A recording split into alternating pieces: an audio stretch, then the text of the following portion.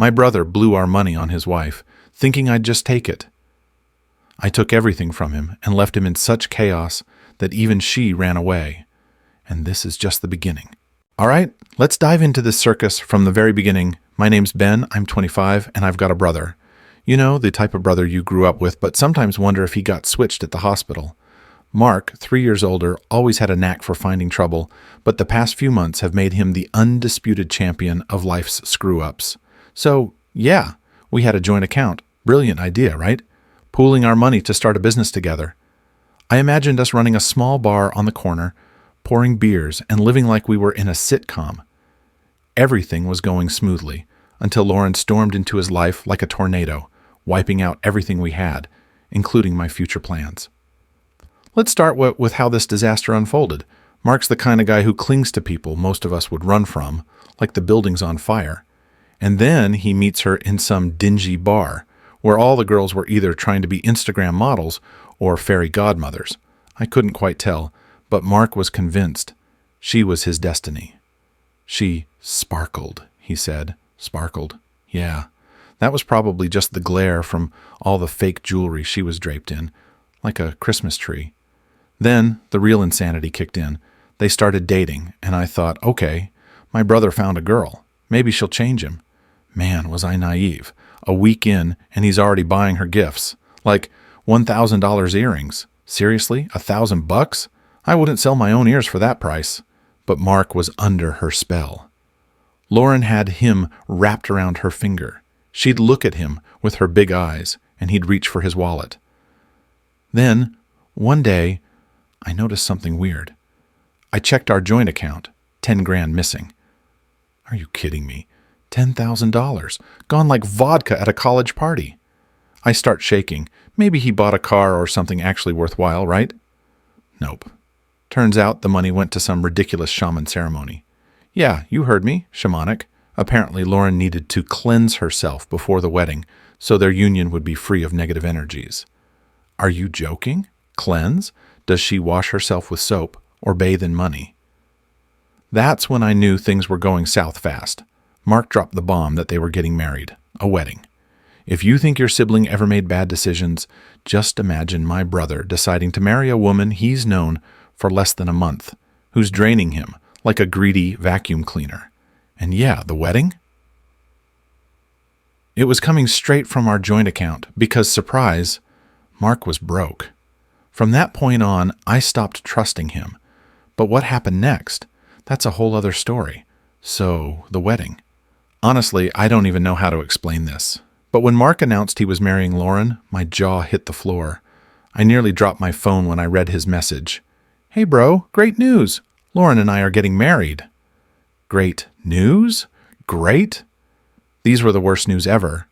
How in the world do you call it great when you're throwing money at a ridiculous wedding with a woman who won't stop until every cent you have is gone? And of course, Lauren had her own idea of what the wedding should be. Something straight out of a Hollywood movie. Let's have a beach wedding in Malibu, she exclaimed, like Mark was Elon Musk and not some dude who could barely make ends meet. To this day, I still don't understand how someone could live in such a parallel reality. She talked about white sand, live music, and fireworks, as if Mark and I owned a private island and I was running an international corporation. By the way, I was trying to find a moment to talk to him about our finances. I thought, okay, maybe he'll realize he's doing something seriously dumb. One evening, I went over to his place to have a serious conversation about it. And what do I see? He and Lauren are sitting on the couch, all cuddled up, watching some awful vampire show so cringy it made me want to bang my head against the wall. I stood there, staring at their little idol, and they acted like I didn't even exist. You know that feeling? When you show up for a serious talk, but they treat you like a piece of furniture? Finally, I managed to get their attention. Yeah, I had to clear my throat about 10 times. I said to Mark, "Hey, let's talk finances. Something's not right with the account." He didn't even bother turning off the TV. He gave me this half-assed glance and said, "Ben, chill. I've got it under control." Under control? What control, bro? You just blew 10 grand on shamans and your fiancé wants a Malibu wedding.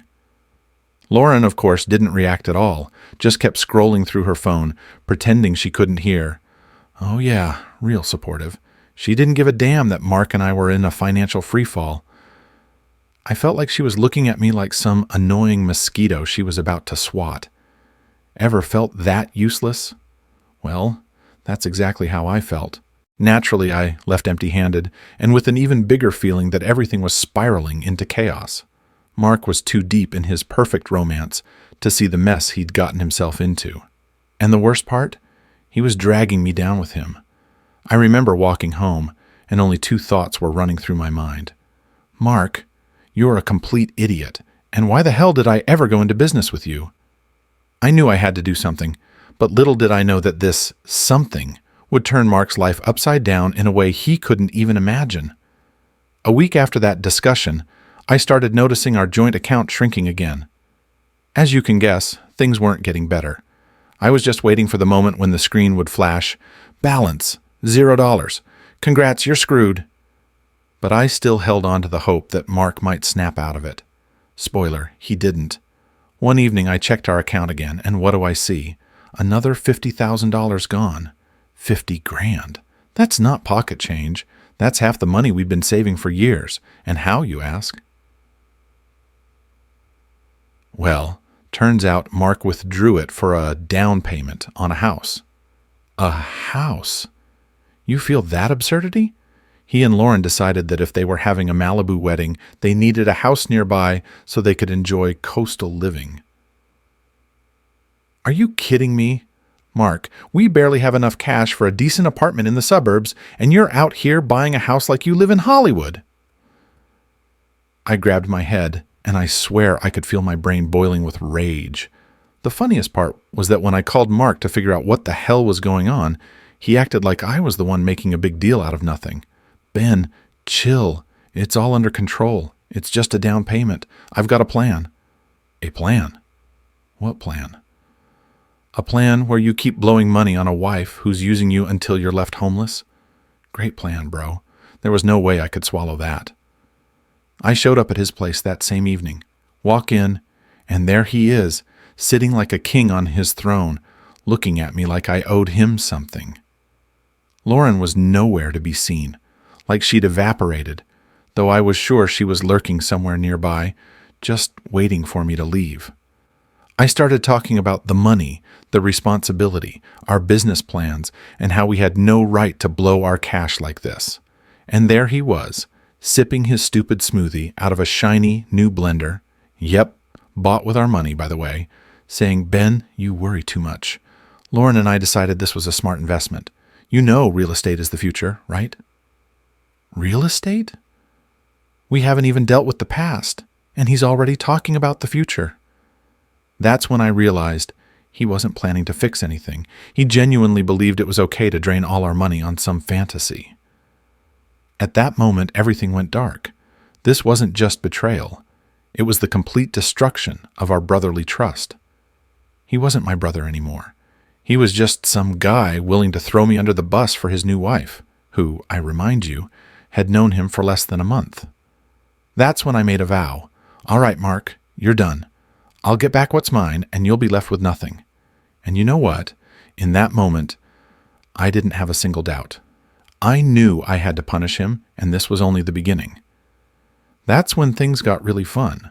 Well, fun if you enjoy watching someone's life collapse. In my case, it felt like watching a show where the main character is a complete idiot, and you've already grabbed the popcorn, waiting for everything to go to hell. But this time, I wasn't the audience. I was the director. After Mark said he was buying a house, well, more like a dump with all our savings, my trigger went off. I knew talking wasn't going to cut it anymore. I needed a solid plan, and I came up with one.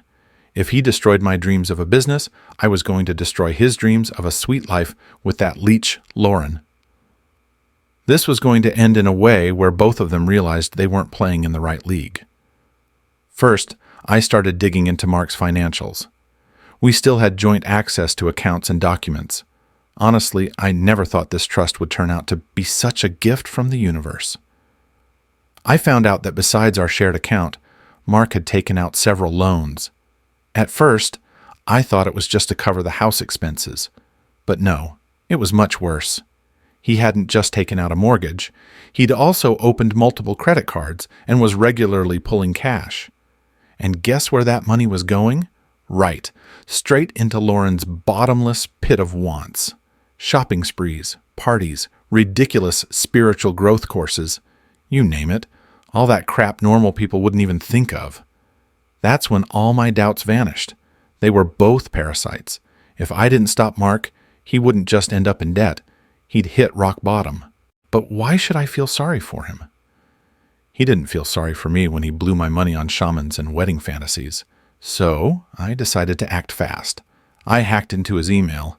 Well, not really hacked. He never changed his old password. Mark Hawsome 1995, of course. Anyway, I went through his bank statements and saw sums so big, my jaw dropped again. Well, know what else he did? He sold off our old family cabin, the one our parents left us. Can you imagine? All our childhood memories, everything we grew up with, sold for her stupid diamonds and dresses. But this was my moment. I could still save something. I contacted the bank, posing as Mark. Thankfully, we had similar voices, and bank employees aren't exactly the sharpest. And that's when the real game began. I applied to freeze his loans and lock all his assets. I convinced them that we needed to restructure his debts and that he was going through temporary financial difficulties. The bank, of course, agreed. They seemed more interested in paperwork than the fact that this guy was sinking in debt. Then, I transferred all the remaining money from our joint account to my personal one. Yep, every last dollar. Left him with zeros, and you know what? I didn't feel a shred of guilt. No second thoughts, no remorse. It was like having a hot cup of coffee in the morning, a feeling that I'd made the right choice. But that was just the beginning. I froze his credit cards, cut off his access to any cash, and blocked him from withdrawing anything without my approval. I'd put him in a financial chokehold. He had no idea that his complete downfall was just around the corner. I waited, not nervously, like waiting for something to go wrong, but in anticipation. I knew everything was going to play out perfectly, and I just wanted to watch it all unfold. I felt like the villain in a movie, about to watch my plan come to life in full glory. And then the day came. Mark, completely clueless, went to withdraw money to pay for yet another ridiculous spiritual retreat session for Lauren, another attempt to cleanse her chakras or whatever was going on in their heads. Of course, he couldn't withdraw a penny. The card was frozen. I can only imagine the look on his face when the ATM spat out his card and flashed insufficient funds on the screen. What a moment. Half an hour later, Mark called me. I answered as calmly as ever, pretending I had no clue what was happening. I could hear the nerves in his voice. "Hey, Ben, there's some kind of problem with the bank. My card's not working and I can't withdraw any money. You wouldn't happen to know what's going on, would you?" He tried to sound calm, but I could tell he was freaking out inside. "Not sure, bro," I said, playing dumb. "Maybe it's just a glitch. Call the bank and check." Of course, I knew there was no glitch and that his financial life had just been steamrolled, but I needed more. I wanted to see his world fall apart right before his eyes. A couple of days later, when Mark finally talked to the bank and found out his accounts were frozen and he was neck-deep in debt, he showed up at my place. He barged in like a hurricane, face red and looking furious. Honestly, it was hilarious. He looked like a kid who just had his toy taken away and couldn't believe it actually happened. "What the hell, Ben?" he started yelling so loud my ears almost rang. "My accounts are locked. I can't withdraw anything. All the money's gone, and the bank says someone requested a freeze on my assets. Do you even understand how screwed I am? Lauren and I have a house payment tomorrow, and I can't even cover it." I sat there, completely calm, and just smiled. I didn't even have to fake it. I looked at him thinking, so, Mark, how does it feel to hit rock bottom? I decided to skip the drama and set it straight.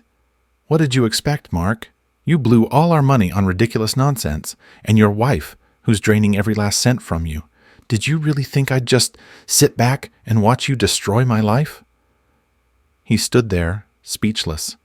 His face went pale, and I saw the horror in his eyes. That was the moment he realized I had frozen his accounts, blocked his money, and left him without any way to pay off his debts. He realized he had nothing left, but what really surprised me was his reaction. Instead of exploding even more, he just crumbled. His shoulders sagged, and he collapsed onto the couch. I'd never seen him look so defeated. He looked like a man whose spine had just been snapped. He tried to say something, but there were no words. And I'll admit, in that moment I felt a tiny bit of pity, but only a little. Because, damn it, he had this coming dot. He sat there for about 10 minutes, then finally looked up and quietly, as if these were his last words, said, "What do I do now, Ben?" I almost felt like some financial guru summoned to consult on how to not screw up your entire life. But instead of giving him any good advice, I simply said, "That's not my problem, Mark. You dug this hole yourself. You get to climb out of it." And that's when the ugliest part began. Lauren. Of course, she wasn't just going to sit back and watch her dream of living by the ocean crumble. A couple of hours after Mark left, I started getting messages. Not from him, but from her. She wrote, "Ben, how could you do this to Mark? You ruined our life. He's your brother. You should have helped him." Oh, please. Her performance was so fake, I almost wanted to applaud. Naturally, Lauren wasn't going to forgive Mark for his financial failures. Her love for him turned out to be as solid as the plastic her expensive jewelry was made from. She thought I'd cough up the money if she pushed the guilt button, but guess what? That button was broken. I knew that as soon as the money ran out, her interest in Mark would disappear too. It was just a matter of time. And, as expected, Lauren started packing her bags. She realized this ship was sinking and there was nothing left to save. She literally vanished from Mark's life in a matter of days.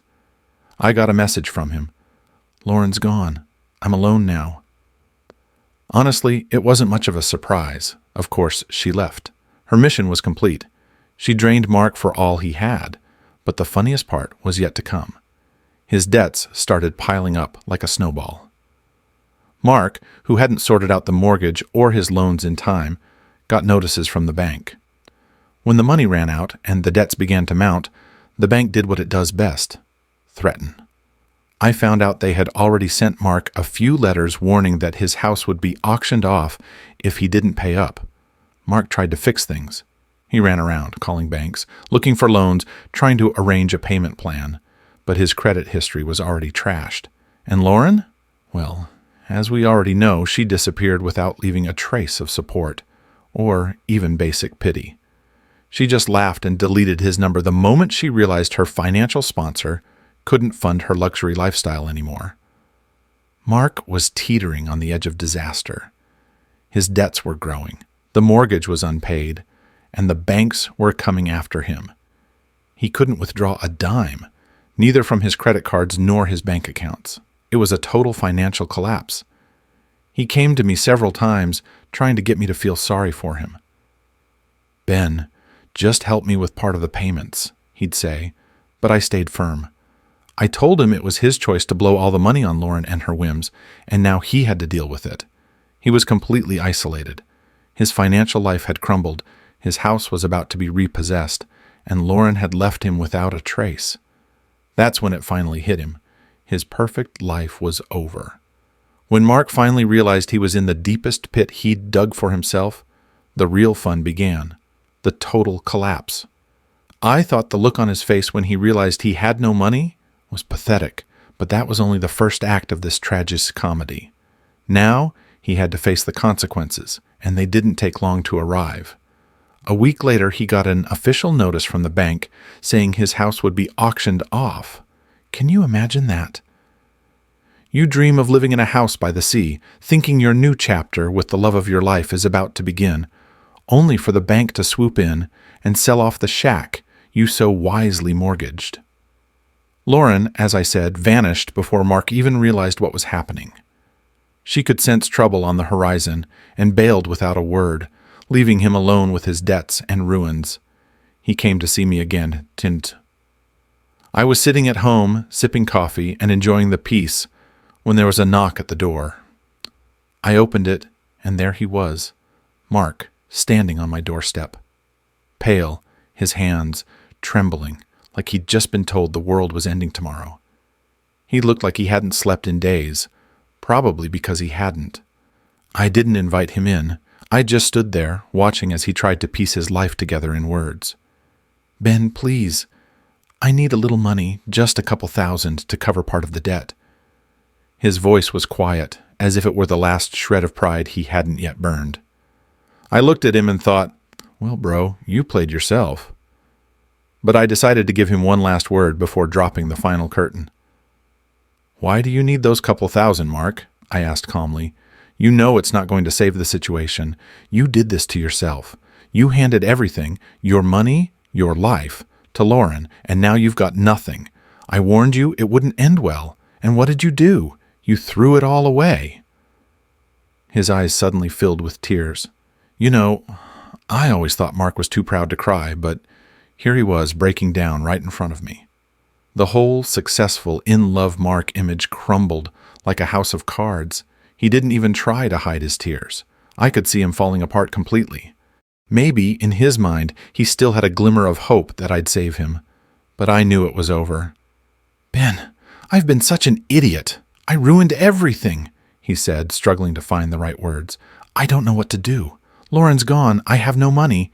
The house is being taken. I'm begging you, brother. Just help a little." I sighed and looked at him with something that might have been pity, if not for one small fact. I didn't feel any attachment to him anymore. "No, Mark," I finally said. "I can't help you. You destroyed everything yourself. I warned you. You didn't listen. You chose Lauren and her crazy dreams over reality, and look where you ended up." His eyes widened. He couldn't believe I was refusing him. He stood there, staring at me with such pain, like I had just knocked the last breath out of him. But I didn't care. I'd said everything I needed to say. This was the end of his dream and our shared path. Mark didn't say another word. He just turned and left. I watched him walk down the stairs and disappear around the corner. And you know what? I didn't feel any relief or joy, just emptiness. We were brothers, but this man had nothing to do with me anymore. Months passed after Mark left my apartment, and honestly, it felt like he disappeared from my life for good. He didn't call, didn't text, and I wasn't in any rush to see him either. Honestly, after all that drama, I just wanted to turn the page and forget it all like a bad dream. I opened my business. The money I saved from Mark went into building it up. I rented a small place, set it up the way I wanted, and started growing. It wasn't perfect, but compared to what could have happened if I hadn't stopped Mark, it was a real success. Week by week, things were getting better, and I finally felt like I was on the right path. No Mark, no Lauren, no ridiculous spending. I was building my own life. But one day, I ran into Mark by chance. It was a regular weekday, and I was on my way to get coffee when I saw him on the street. At first, I didn't even recognize him. He looked, well, like someone who had slept in his clothes for weeks. His face was pale, unshaven, his eyes bloodshot. He was clearly not in good shape. I couldn't just walk by. "Mark?" I asked, barely believing it was him. He looked up and stared at me like he'd just seen a ghost. It felt like he was trying to avoid the encounter, but it was too late. "Hey, Ben," he mumbled, forcing a weak smile that looked more like a grimace. He looked awful. I knew his financial life had crashed, but I didn't realize it was this bad. His eyes were empty, like everything he once cared about had vanished. "How are you?" I asked, though I already knew the answer. He shrugged and sighed. "Not great," he said quietly. "They took the house. I moved into some crappy place I could afford. I'm doing odd jobs, trying to pay off some of the debt, but it's all pointless. And Lauren, as you can guess, left a long time ago. I'm on my own." I stood there, listening, and inside I had mixed feelings. On the one hand, I knew this was all because of his own decisions, and I didn't feel sorry for him. On the other hand, he was still my brother, and seeing him completely broken was, well, at least strange. "I'm sorry, Mark," I said, though it wasn't entirely true. It felt more like a way to close the conversation. He looked at me, and there was something strange in his eyes. Maybe it was anger, maybe regret, but he didn't say anything. He just stood there, nodding silently, like he had accepted that his life was now a pile of ruins. "Well, Ben," he said finally, "I gotta go. Good luck with everything." And he turned away without waiting for a response, walking off.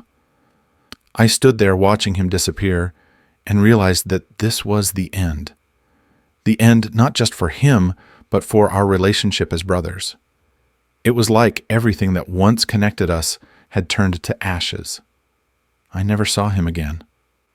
I only heard from mutual acquaintances that he was still drowning in debt, trying to get his life together. But I wasn't interested anymore. I'd done everything I could. We both made our choices, and now we were reaping what we sowed. Sometimes you have to let go of even the closest people to move forward. I got what I wanted. I got my money back and built a life without the dead weight of Mark and his problems. But as cynical as it sounds, one truth remained. Sometimes life gives you a chance to save yourself, and if you don't take it, you've got no one to blame but yourself.